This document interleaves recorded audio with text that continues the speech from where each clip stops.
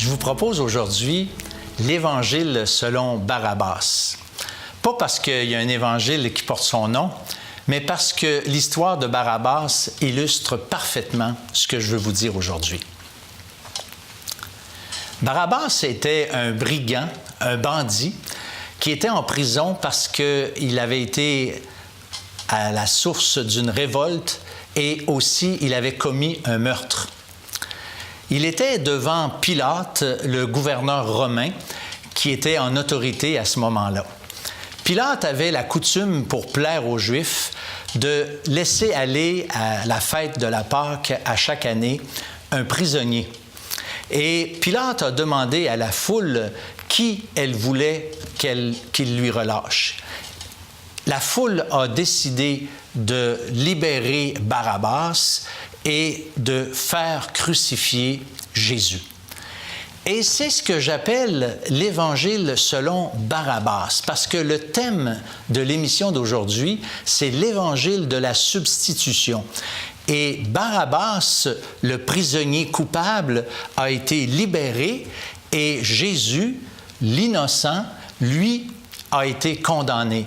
Et on a cette illustration incroyable ici de cet évangile de la substitution, cet évangile de remplacement. C'est qu'un a pris la place de l'autre. Le coupable a pris la place de l'innocent et l'innocent a pris la place du coupable. La Bible nous dit que la mort de Jésus à la croix est une mort substitutive, une mort de remplacement, non seulement, comme je l'ai dit au début, pour Barabbas, mais pour chacun d'entre nous. L'apôtre Paul dit dans la première épître aux Corinthiens, au chapitre 15 et au verset 3, « Je vous ai enseigné avant tout, comme je l'avais aussi reçu, que Christ est mort pour nos péchés. » Jésus n'est pas mort pour ce qu'il a fait. Jésus est mort pour ce que nous avons fait, chacun d'entre nous. Une première lecture des évangiles nous laisse croire que ce sont le peuple, Pilate, les chefs religieux qui sont responsables de la mort de Jésus. Mais la Bible va au-delà de cette compréhension et nous fait la démonstration claire que Dieu était derrière ce plan qu'il était en train d'accomplir lorsque Jésus a été sur la croix. L'apôtre Pierre l'a exprimé d'une façon très claire dans le livre des Actes des Apôtres au chapitre 2 et au verset 3.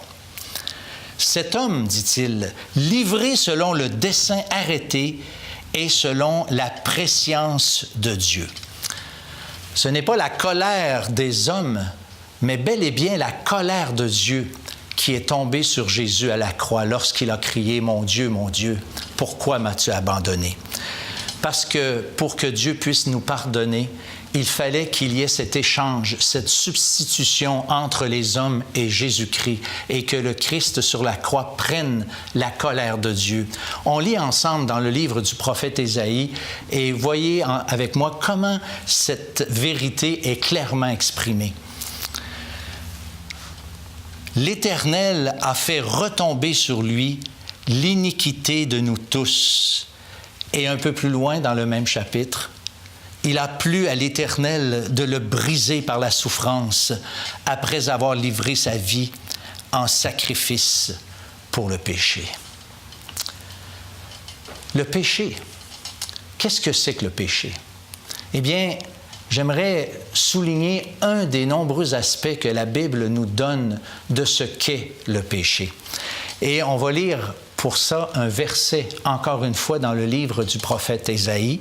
C'est aussi le verset 6, l'extrait que je n'ai pas lu tout à l'heure, où Ésaïe nous dit ceci.